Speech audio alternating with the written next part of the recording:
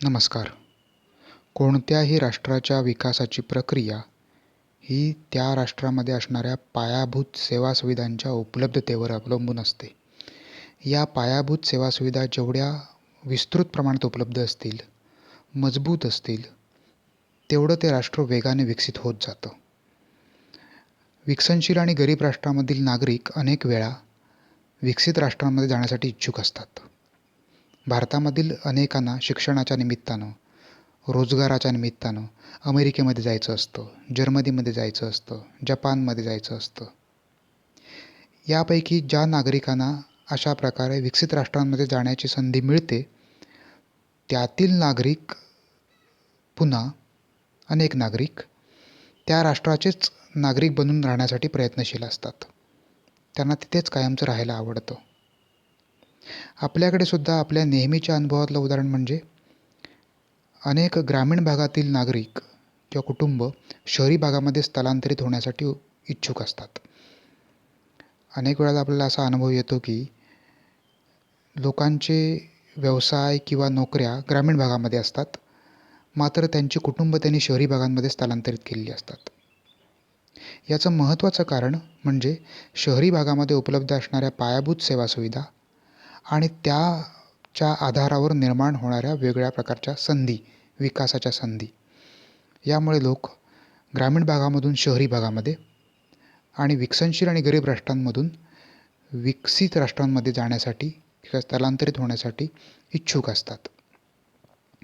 आज आपल्याला या पायाभूत सुविधा म्हणजे काय समजावून घ्यायचं आहे आणि त्यातील एक महत्त्वाचा प्रकार म्हणजे सामाजिक पायाभूत सुविधा.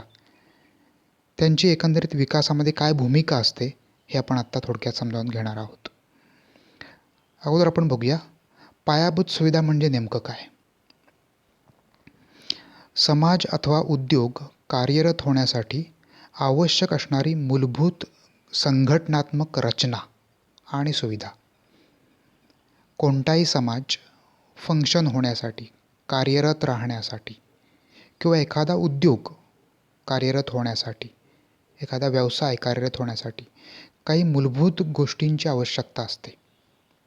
समाजाच्या पातळीवर बोलायचं झालं तर समाज म्हणून एकत्रित राहून फंक्शन होण्यासाठी किंवा कार्यरत होण्यासाठी समाजाला शिक्षण, आरोग्य, रस्ते, दळणवळणाची साधने म्हणजेच संपर्काची साधने इत्यादी सारख्या मूलभूत गोष्टींची आवश्यकता असते. त्याचबरोबर एखादा उद्योगसुद्धा स्थापन करायचा म्हटला तर अशाच प्रकारे पाणी, वीज, रस्ते वगैरे वगैरे सारख्या गोष्टींची किंवा मूलभूत गोष्टींची आवश्यकता असते. अशा प्रकारच्या या ज्या समाजाच्या किंवा उद्योगाच्या कार्यरत होण्यासाठी आवश्यक असणाऱ्या ज्या मूलभूत गोष्टी आहेत, त्या मूलभूत गोष्टींना पायाभूत सुविधा असं म्हणतात. या पायाभूत सुविधांचे प्रामुख्याने 2 प्रकार केले जातात. एक म्हणजे भौतिक पायाभूत सुविधा की ज्याच्यामध्ये पाणी पुरवठा म्हणजे शेतीला पाणी पुरवठा किंवा उद्योगांना पाणी पुरवठा, विद्युत पुरवठा, वाहतूक, दळणवळण इत्यादी सुविधांचा समावेश करता येईल. अर्थव्यवस्थेच्या भौतिक प्रगतीसाठी आवश्यक असणाऱ्या या सुविधा आहेत, ज्यांना आपण भौतिक पायाभूत सुविधा असं म्हणतो. आणि त्याचा दुसरा प्रकार केला जातो तो म्हणजे सामाजिक पायाभूत सुविधा, सोशल इन्फ्रास्ट्रक्चर. शिक्षण, आरोग्य, पिण्याचं पाणी, निवारा, कुटुंब कल्याण इत्यादी प्रकारच्या सुविधांना सामाजिक पायाभूत सुविधा असं म्हणतात. समाजाच्या कार्यरत होण्यासाठी या सुविधा अत्यंत आवश्यक असतात किंवा त्या दृष्टिकोनातून या सुविधा मूलभूत असतात. अशा प्रकारच्या सुविधांना सामाजिक सुविधा असं म्हणतात. आत्ताच्या लेक्चरमध्ये आपल्याला या सामाजिक पायाभूत सुविधांची अर्थव्यवस्थेमधली भूमिका समजावून घ्यायची आहे. सर्वप्रथम आपण थोडंसं अधिक डिटेलमध्ये बघूया की सामाजिक पायाभूत सुविधा म्हणजे नक्की काय.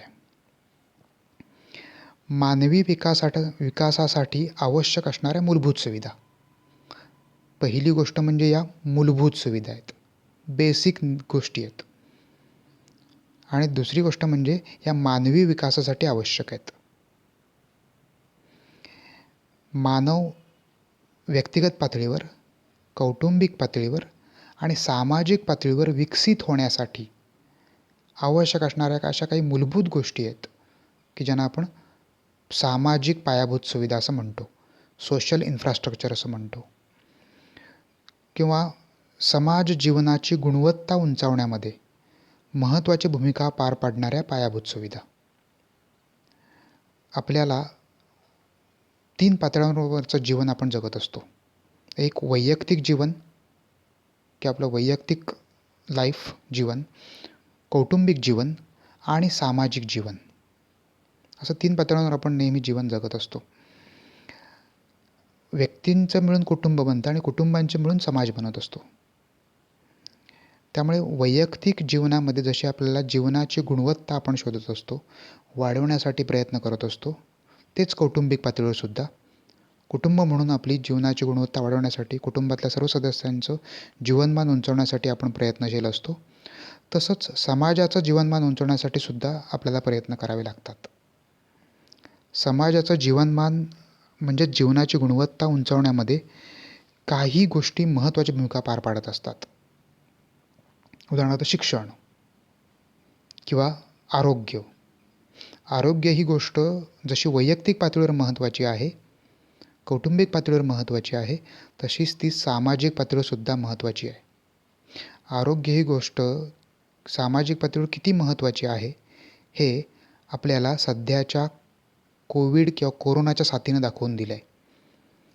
सामाजिक दृष्टिकोनातून सुद्धा आरोग्य किती महत्त्वाचं आहे.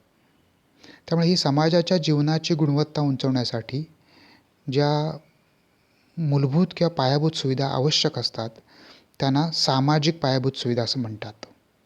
सामाजिक पायाभूत सुविधांची उदाहरणं मगाशी एकदा बघितलेत, पुन्हा एकदा बघूया. शिक्षण वैयक्तिक पातळीवरच्या प्रगतीसाठी, कौटुंबिक पातळीवरच्या प्रगतीसाठी आणि समाजाच्या प्रगतीसाठी शिक्षण ही अत्यंत आवश्यक गोष्ट आहे.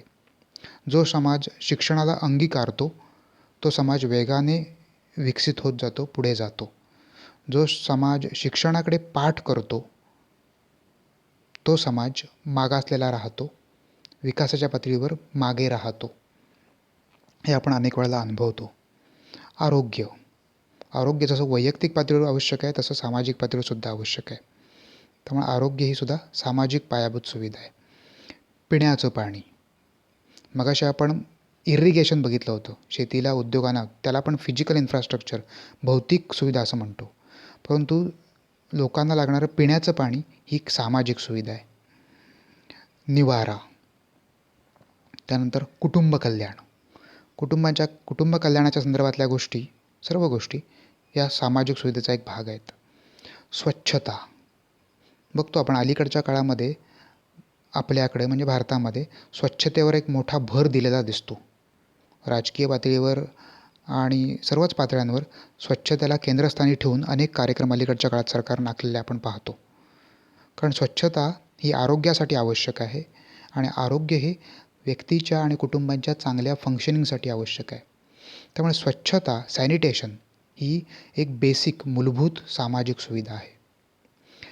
आत्तापर्यंत तुम्हाला सामाजिक सुविधा म्हणजे काय किंवा सामाजिक पायाभूत सुविधा म्हणजे काय, सोशल इन्फ्रास्ट्रक्चर म्हणजे काय हे लक्षात आलं असेल. आता आपण या सामाजिक सुविधांची विकासातली भूमिका नक्की काय असते हे थोडक्यात समजावून घेऊया. अर्थव्यवस्थेमध्ये उपलब्ध असणाऱ्या स्रोतांचा कार्यक्षम वापर साधण्यासाठी सामाजिक सुविधा आवश्यक असतात. लोकांच्या किंवा समाजाच्या गरजांच्या पूर्ततेसाठी आपल्याला वस्तू आणि सेवांची निर्मिती करावी लागते आणि या वस्तू आणि सेवांच्या निर्मितीसाठी जे मूलभूत स्रोत निसर्गानं उपलब्ध करून दिलेले आहेत, हवा, पाणी आणि तत्सम स्वरूपाचे स्रोत किंवा मानवनिर्मित स्रोतसुद्धा यामध्ये येतील, भांडवल वगैरे, हे सगळे जे स्रोत उपलब्ध आहेत ते अत्यंत मर्यादित स्वरूपात उपलब्ध आहेत आणि मात्र समाजाच्या आणि मानवाच्या गरजा ज्या आहेत त्या मात्र अमर्यादित आहेत. त्यामुळे या अमर्यादित गरजा मर्यादित स्रोतांच्या माध्यमातून पूर्ण करायच्या असतील तर स्रोतांचा वापर कार्यक्षमपणे झाला पाहिजे.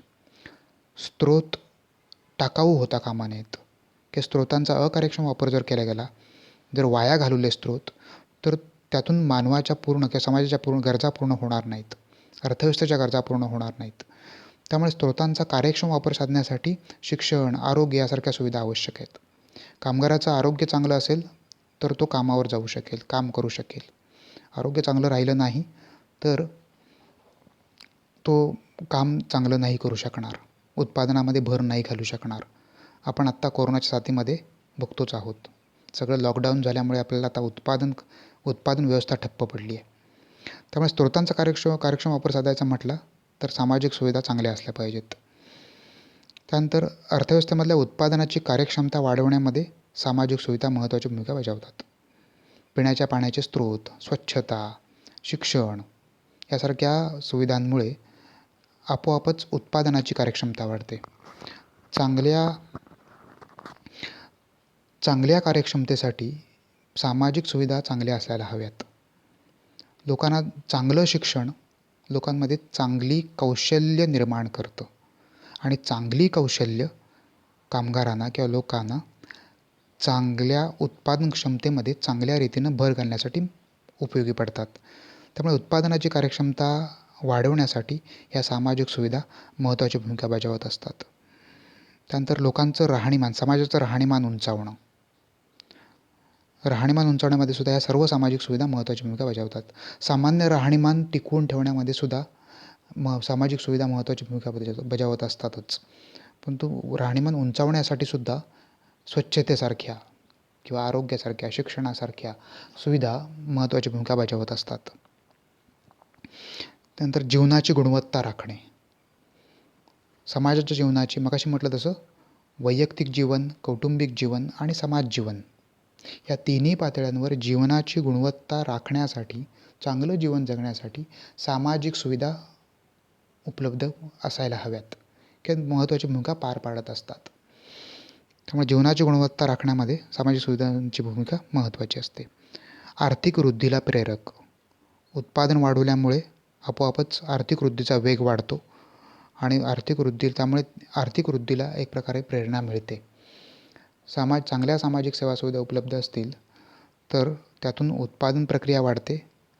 उत्पादनातून निर्माण होणारी उत्पादनं लोकांकडून मागवली जातात, त्याची मागणी निर्माण होत असते आणि त्यातून अर्थव्यवस्थेच्या विकासाचा दर पुढे जात असतो. परंतु हे सारं शक्य होतं सामाजिक सुविधा चांगल्या असतील तर. त्यानंतर मानवी विकास. शिक्षण, आरोग्य यासारख्या घटकांच्या सहभागामुळेच मानवी विकास होणं शक्य आहे, ह्युमन डेव्हलपमेंट होणं शक्य आहे. किंबहुना मानवी विकासाचा जो मापनदंड आहे, ज्याला आपण ह्युमन डेव्हलपमेंट इंडेक्स म्हणतो, तो ह्युमन डेव्हलपमेंट इंडेक्स मोजण्यासाठी सुद्धा शिक्षण, आरोग्य यासारख्याच घटकांचा वापर केला जातो. कारण या घटकांच्या पातळीवर जर विकास घडवून आणला तर मानवाचा विकास होण्यास मदत होत असते. आणि सगळ्यात महत्त्वाचं म्हणजे सामाजिक पातळीवर सामाजिक बदल घडवून आणण्यासाठी सामाजिक सुविधांची भूमिका महत्त्वाची असते. उदाहरणार्थ शिक्षण. भारतीय समाजाच्या बाबतीत विचार करायचा झाला तर आजचा भारतीय समाज हा स्वातंत्र्यपूर्व कालखंडामधल्या भारतीय समाजापेक्षा अनेक प्रकारे वेगळा आहे. स्वातंत्र्यपूर्व कालखंडामध्ये किंवा 100 वर्षापूर्वीचा कालखंड विचारात घेऊया, त्यापूर्वीच्या कालखंडामध्ये आपण पाळत असलेले रीतिरिवाज, आपण पाळत असलेली वेगळ्या प्रकारची सामाजिक बंधनं आज बहुतांशी नष्ट झालेली आपण पाहतो आणि भारतीय समाज एका विकसित निश्चित स्वरूपाच्या दिशेनं आक्रमण किंवा पुढे जाताना आपल्याला पाहायला मिळतो आहे. हे सगळं कशामुळे शक्य झालं?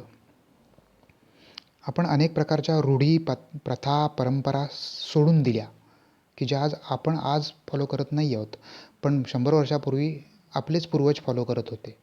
आज त्यातल्या अनेक रूढी, परंपरा आपण सोडून दिल्या. कशामुळे शक्य झालं? हे अशा गोष्टी कायदे करून शक्य होतात असं नव्हे, तर शिक्षणामुळे लोकांमध्ये जागरूकता निर्माण होते, जाणीव निर्माण होते आणि मग लोक किंवा समाज बदलायला तयार होतो. अशा प्रकारच्या सामाजिक बदलासाठी सुद्धा सामाजिक सुविधांची भूमिका महत्त्वाची राहते. आपल्या लक्षात आलं असेलच की एकंदरीत आर्थिक विकासामध्ये सामाजिक सुविधांची भूमिका फार महत्त्वाची आहे. आपल्याला पुढील व्हिडिओमध्ये शिक्षण, कुटुंब कल्याण आणि आरोग्य यावर आधारित सामाजिक सुविधांची भूमिका काय असते आणि त्या संदर्भात भारतामध्ये कशा प्रकारचे प्रयत्न चाललेले आहेत हे समजावून घ्यायचं आहे. धन्यवाद.